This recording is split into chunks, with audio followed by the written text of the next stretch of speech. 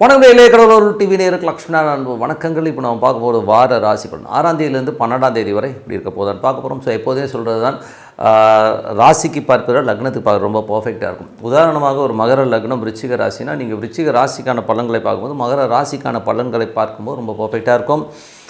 First வர்றது பொது பலன்கள், அதுக்கப்புறம் பார்த்திங்கன்னா தசாபுத்தி பலன்கள் வரும். ஸோ உங்களுக்கு என்ன தசாபுத்தி அந்தரங்கள் வரும், ஸோ அதை வந்து மிங்கிள் பண்ணிப்பாங்க, ரொம்ப பர்ஃபெக்டாக இருக்கும். அப்புறம் வீடியோட எண்டில் டிப் ஆஃப் த வீக் இருக்குது, மறக்காமல் பாருங்கள். மகர ராசி. ஸோ மகர ராசிக்கு வந்து பார்த்திங்கன்னா உங்களுக்கு ராசி அதிபதி சனி வந்து 2ல் இருக்காருங்க. ஸோ 2ல் இருந்து அவர் வந்து குருவின் சாரத்தில் போகும்போது நல்ல ஏற்றங்கள் நல்ல விஷயங்கள்லாம் நடக்குங்க. ஸோ அதில் வந்து பார்த்தீங்கன்னா ஆன்மீக சம்மந்தமான விஷயங்கள், ஆராய்ச்சிகள், இந்த மாதிரி விஷயங்கள் ரொம்ப சிறப்பாக இருக்குங்க. ஸோ நல்ல லாபங்கள், கொஞ்சம் கம்ஃபர்ட் ஜோனில் இருக்கும். பட் ஆனால் குரு வக்கரமாக போகிறோன்னா கொஞ்சம் வந்து குழந்தைகளுடைய பிடிவாதங்கள் கொஞ்சம் அதிகமாக இருக்கிற மாதிரி ஃபீல் இருக்கும். கொஞ்சம் பிரயாணங்கள் மேற்கொள்வதற்கான வாய்ப்பும் நிறைய இருக்குங்க. ஸோ அதுக்கப்புறம் பார்க்கும்போது உங்களுக்கு வந்து 2ஆம் அதிபதி சனி. ஸோ 2ல் வந்து சனி இருந்து ஸோ குருவுடைய சாரத்தில் இருக்கும்போது நல்ல ஒரு சிறப்பான ஒரு ஆன்மீக தரிசனம் கிடைக்கிறதுக்கான வாய்ப்புலாம் ரொம்ப நல்லா இருக்கும். ஸோ அதெல்லாம் ரொம்ப சூப்பர். அதுக்கப்புறம் உங்களுக்கு 3ஆம் அதிபதியில் வந்து பார்த்திங்கன்னா 3ல் ராகு இருக்கிறது. ஸோ 3ல் ராகு இருக்கும்போது அது ராகு வந்து பார்த்திங்கன்னா உங்களுக்கு சனியுடைய சாரத்தில் இருக்கும்போது சின்ன சின்ன கலகங்கள் நம்ம அறியாமல் பின்னாடி வந்து பேசுகிறது, கொஞ்சம் வந்து ஒரு கலகங்கள் ஏற்படுத்துறதுக்கான ரொம்ப கவனமாக இருக்கின்றது ரொம்ப ரொம்ப அவசியங்க. அதுக்கப்புறம் பார்க்கும்போது உங்களுக்கு வந்து 4ஆம் அதிபதி. ஸோ 4 மற்றும் 11ஆம் அதிபதியான செவ்வாய். ஸோ 4 மற்றும் 11ஆம் அதிபதியான செவ்வாய் வந்து பார்த்திங்கன்னா 7ல் வந்து நீச்சமாகிறது. 7ல் வந்து நீச்சமாகும்போது என்ன மாதிரி விஷயங்கள் இருக்கணும், கணவன் மனைவிக்குள்ள தேவையில்லாத ஒரு வாக்குவாதங்களோ ஒரு மன உளைச்சல் இந்த மாதிரி விஷயங்கள்லாம் நடப்பதற்கான ரொம்ப கவனமான, அதனால் ஒரு எமோஷன்ஸ் இருக்கும். ஸோ அதனால் கொஞ்சம் பார்த்து நடந்துக்கிறது ரொம்ப ரொம்ப அவசியம். ஸோ ஏன்னா வந்து என்றைக்குமே வந்து செவ்வாய்க்கு வந்து 7, 8 பார்வை இருக்கும்போது இந்த 8ஆம் பார்வையாக வந்து அது சனியை பார்க்கும்போது அது ஒரு எமோஷன்ஸை கொடுத்துரும். அதனால் கொஞ்சம் அந்த எமோஷன்ஸ் இருக்கிறனால கொஞ்சம் பார்த்து நடந்துக்கணுங்க. அதுக்கப்புறம் அது என்ன கேவலமாக பேசுவாங்க, அவ்வளோதாங்க இருக்குது.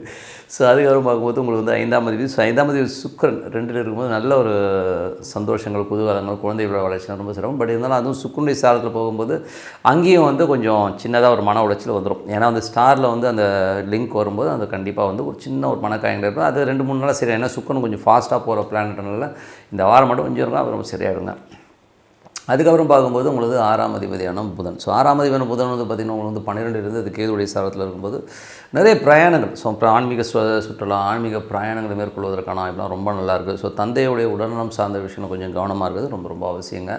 ஸோ மற்றபடி வந்து பார்த்திங்கன்னா வேலை விஷயங்களும் சின்ன சின்ன நெருக்கடிகள் இருக்கும். ஸோ அங்கே போங்க இங்கே போங்கன்னு சொல்லிட்டு கொஞ்சம் எமோஷன்ஸை ஏற்படுத்துறதுக்கான வாய்ப்புகள்லாம் ரொம்ப கவனமாக இருக்கணும். அதுக்கப்புறம் வந்து உங்களுக்கு 7ஆம் அதிபதி சந்திரன் வந்து சிறப்பான விஷயங்கள், நல்ல விஷயங்கள், நல்ல மாற்றங்கள், நல்ல ஏற்றங்கள் வருவதற்கான ரொம்ப சிறப்பாக இருக்குது. அது ஒன்றும் பெரிய ப்ராப்ளமே கிடையாதுங்க. மற்றபடி வந்து 7ல் செவ்வாய் அங்கே இருக்கும்போது கொஞ்சம் அவமானங்கள் இருக்கும். மனைவியோ கணவனோ ஒருத்தர் அவமானப்படுத்துறது வந்து தவிர்க்க முடியாத ஒரு விஷயம். எமோஷனான பேச்சை தவிர்க்கவே முடியாது.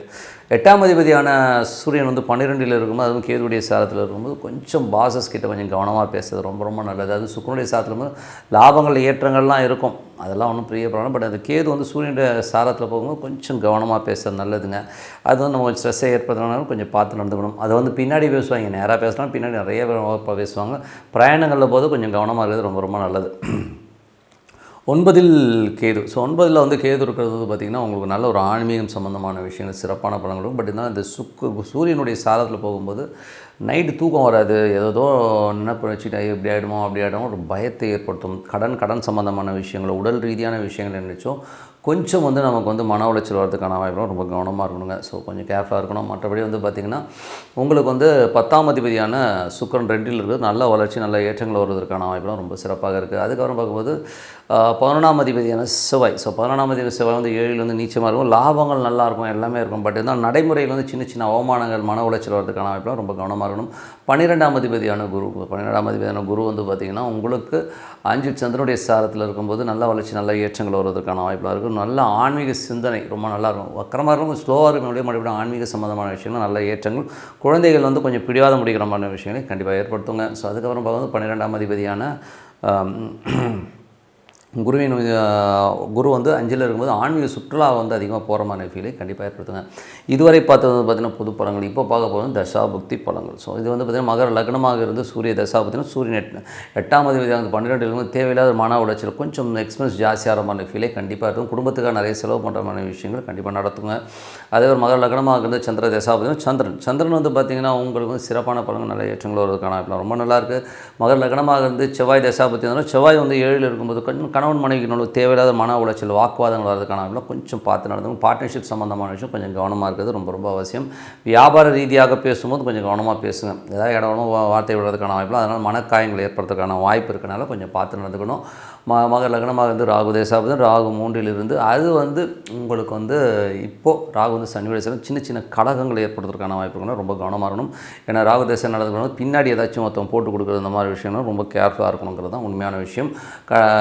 மகர லக்னமாக குரு தேசாபுதன், குரு பார்த்தீங்கன்னா ஏஞ்சலிருந்து அது உங்களுக்கு சந்திரனுடைய சாரத்தில் இருக்கும்போது என்ன மாதிரி விஷயங்களை ஏற்படுத்தும் அப்படின்போது, ஸோ குரு 5, ஸோ மூன்றாம் அதிபதி 5லேருந்து வக்கரமாக குழந்தைகளோட பிடிவாதம் ஜாஸ்தியாக இருக்கிற மாதிரி ஃபீல் இருக்கும். மற்றபடி எதுவுமே ப்ராப்ளம் கிடையாதுங்க. ஸோ அதெல்லாமே வளர்ச்சியாக இருக்கும். அதுக்கப்புறம் பார்க்கும்போது உங்களுக்கு மகர லக்னமாக இருந்து உங்களுக்கு சனி தேசம், சனி பார்த்திங்கன்னா உங்களுக்கு 2ல் இருந்து அது குருவின் சார்ந்த நல்ல ஏற்றங்கள், ஆன்மீக சுற்றுலா, ஆன்மீக பிரயாணங்கள் மேற்கொள்வதற்கான ரொம்ப சிறப்பாக இருக்குது. ஸோ அதெல்லாமே ரொம்ப சிறப்பு. வேலையில் மற்றும் பார்த்திங்கன்னா கொஞ்சம் வேலை பளுக்கள் அதிகமாக இருக்கிற மாதிரி ஃபீலே கண்டிப்பாக ஏற்படுத்தும். மகர லக்னமாக இருந்து புதன் தேசாபுதன், புதன் பார்த்திங்கன்னா உங்களுக்கு 12 இருந்து அவர் உங்களுக்கு 9ஆம் அதிபதியாக நிறைய ட்ராவல் இருக்கும், ஆன்மீகம் சம்பந்தமான விஷயங்கள் நிறைய ஈடுபாடு இருக்கும். வேலை விஷயங்களும் கொஞ்சம் நெருக்கடிகள் அதிகமாக வர்றதுக்கான வாய்ப்புகளும் ரொம்ப கவனம் வரும். மகர லக்னமாக கேது தேசம், கேது 9ல் இருக்கார். ஸோ 9 சூரியனுடைய சாரத்திலும் ரொம்ப கவனமாக இருக்கணும். தந்தையோட உடல்நலம் சார்ந்த விஷயங்களும் கொஞ்சம் கவனம் தேவை. அதனால் கொஞ்சம் எக்ஸ்பென்ஸ் வர்றதுக்கான வாய்ப்பு, வெளிநாடு பிரயாணங்கள் இருக்கும், கொஞ்சம் நெருக்கடிகள் வர்றதுக்கான வாய்ப்புகளும் ரொம்ப கேர்ஃபுல்லாக இருக்கணும். மகர லக்னமாக இருந்து சுக்கிர தசா பார்த்தீங்கன்னா சுக்கிரன் 10ஆம் அதிபதி 2ல் ரொம்ப சிறப்பான பலன்கள் நல்ல ஏற்றங்கள் வருவதற்கான வாய்ப்புலாம் ரொம்ப நல்லா இருக்குது. பட் இருந்தாலும் நடைமுறையில் கொஞ்சம் சின்ன சின்ன ஸ்ட்ரெஸ்ஸஸ் இருக்கும். மற்றபடி எல்லாமே சிறப்பு தாங்க.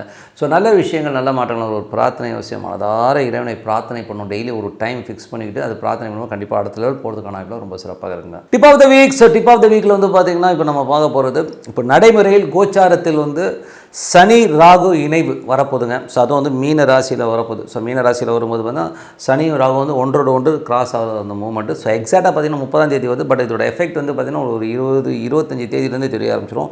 ஸோ 25லேருந்து பார்த்து ஏப்ரல் மாதம் முழுவதுமாக அந்த சனி ராகுடைய அந்த ஒரு இணைவு இருக்குது. ஸோ அதில் என்ன நடக்கும் அப்படின்போது கடல் சார்ந்த விஷயங்கள் ரொம்ப கவனமாக இருக்கணும். அதில் ரொம்ப எமோஷனான விஷயங்கள், ரொம்ப ஸ்ட்ரெஸ்ஸான விஷயங்கள் நடக்கிறதுக்கான வாய்ப்பாக இருக்கணும். கொஞ்சம் கவனமாக இருக்கணும். ஏன்னா கடல் பகுதி கொஞ்சம் பிரச்சனைக்குரிய பகுதியாக மாறுறதுக்கான வாய்ப்பு நிறைய இருக்குது. அது மட்டும் இல்லாமல் பார்த்திங்கன்னா இதில் பார்த்திங்கன்னா குரு சம்மந்தப்பட, ஸோ சனி ராகு குரு அப்படி சம்மந்தப்படும் போது குழந்தைகள், கல்வி, இந்த மாதிரி விஷயங்கள் கொஞ்சம் பிரச்சனைகள் வர்றதுக்கான வாய்ப்பு, குழந்தைகளை இது அஃபெக்ட் பண்ணுற மாதிரி விஷயங்களை நிறைய ஏற்படுத்தும். ஸோ அது மட்டும் இல்லாமல் வருமானம் போது பொருளாதாரம் கொஞ்சம் டிசாஸ்டர் ஆகி கீழே போகிறதுக்கான வாய்ப்புகளை நிறைய ஏற்படுத்தும் இந்த ஒரு மாதத்தில். அது மட்டும் இல்லாமல் வெளிநாடு தொடர்பான விஷயங்கள் டோட்டலாக கொஞ்சம் கான்ட்ரவர்சி, தொழில் ரீதியான விஷயங்கள் முடக்கப்படுகின்ற அபாயங்கள் நிறைய இருக்குங்க. ஸோ அதனால் கொஞ்சம் செலவினங்கள் அதிகமாகிற மாதிரி ஃபீலிங் நிறைய ஏற்படுத்தும். ஏன்னா இது காலபுருஷனுக்கு 12ஆம் இடம்ன்றனால கொஞ்சம் விரயங்களையும் நிறைய கொஞ்சம் சின்ன அழிவுகளையும் ஏற்படுத்தும். அதுவும் கடல் சார்ந்த விஷயங்கள் நிறைய இது பண்ணும். அது மட்டும் இல்லாமல் குரு இப்போ செவ்வாயுடைய சாரத்தில் போகும்போது அது நமக்கு ஒரு குழந்தைகள் சம்மந்தமான விஷயம் மட்டும் இல்லாமல் கொஞ்சம் அந்த ரத்த சம்மந்தமான விஷயங்கள் கொஞ்சம் பிரச்சனைகளை ஏற்படுத்துறதுக்கான வாய்ப்பை கொண்டு வந்துடும். ஏன்னா குருன்றதே பார்த்திங்கன்னா உங்களுக்கு 9 மற்றும் 12ஆம் அதிபதியாக இருக்கும்போது வெளிநாட்டில் இருந்து ஒரு சில விஷயங்கள்லாம் நமக்கு பிரச்சனைகள் வருவதற்கான வாய்ப்புகளையும் நிறைய ஏற்படுத்தும். அதனால் கொஞ்சம் கவனமாக இருக்கணும். குழந்தைகள் இதில் மேஜராக பாதிக்கப்படுறதுக்கான வாய்ப்புகள், தொழில் ரீதியான விஷயங்கள் முடக்கப்படுவதற்கான வாய்ப்புகள் நிறைய இருக்குது.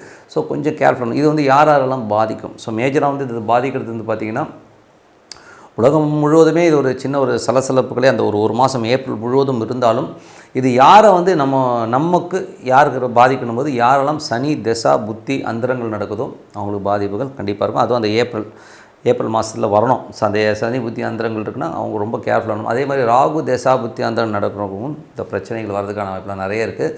அதே மாதிரி குரு தசா புத்தி அந்தரம் நடக்கணும் கண்டிப்பாக இது ஒரு பிரச்சனையை ஏற்படுத்தும். இதில் என்ன ஒரு பேத்தட்டிக்கான விஷயம்னா இதில் குழந்தைகள் பாதிக்கப்படுறாங்கிறது தான் ரொம்ப கஷ்டமான விஷயம். ஸோ அதனால் குழந்தைகள் சம்மந்தமான குழந்தைகளை கொஞ்சம் கரெக்டாக பார்த்துக்கணும். ஓகேங்களா? ஸோ அந்த மாதிரி பார்த்துக்கிறது ரொம்ப பொருளாதாரம் பார்த்திங்கன்னா கொஞ்சம் டிராஸ்டிக்காக ரொம்ப ப்ராப்ளமேட்டிக்காக ஆகிறதுக்கான வாய்ப்புலாம் நிறைய இருக்குது.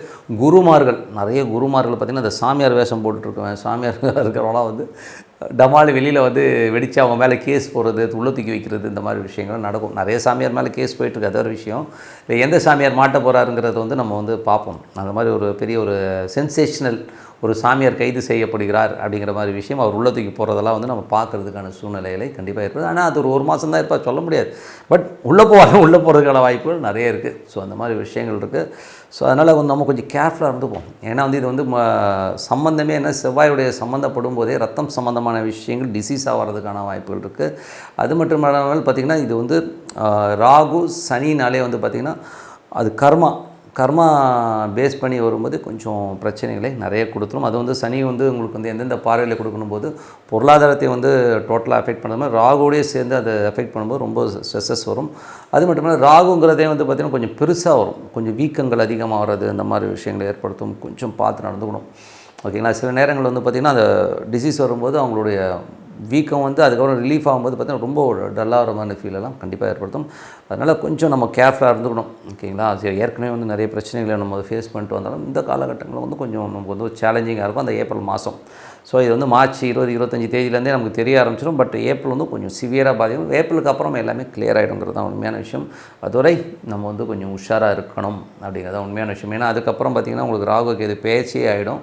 பேச்சியாக இந்த பக்கம் வந்து சனி அந்த பக்கம் போயிடும். ஸோ இது ரெண்டும் கிராஸ் ஆகிற அந்த லிமிட் பயங்கரமான ஒரு எமோஷன். பட் இதோடைய பாதிப்பு கண்டிப்பாக அடுத்த ஒரு 3 மாதங்களுக்கு இருக்கும். அதாவது உங்களுக்கு அந்த ஏப்ரலில் இருக்கிற பாதிப்பு வந்து ஒரு எப்படி இருந்தாலும் ஒரு மே ஜூன் வரை வந்து அந்த பாதிப்பு அந்த ஷேக் இருக்கும். அது ஒரு ரெகுலர் லைஃப் வந்துடும், அவ்வளோதான், ஓகேங்களா. ஸோ அதனால் கொஞ்சம் உஷாராக இருந்துப்போம். ஸோ நல்லதே நடக்கும். நம்ம வந்து இப்போலேருந்தே வந்து கொஞ்சம் அலர்ட்டாக இருந்துக்கிறது ரொம்ப ரொம்ப நல்லதுன்னு சொல்லிட்டு உங்களிடம் விடைபெறுவது உங்கள் லட்சுமி நாராயணன். நன்றி, வணக்கம். கடவுள் அருள் டிவியை பார்த்தமைக்க நன்றிகள். மேலும் இது போன்ற தகவல்களை தெரிந்து கொள்ள கடவுள் அருள் டிவியை சப்ஸ்கிரைப் செய்யுங்கள். மறக்காமல் பெல் ஐக்கானை கிளிக் செய்யுங்கள்.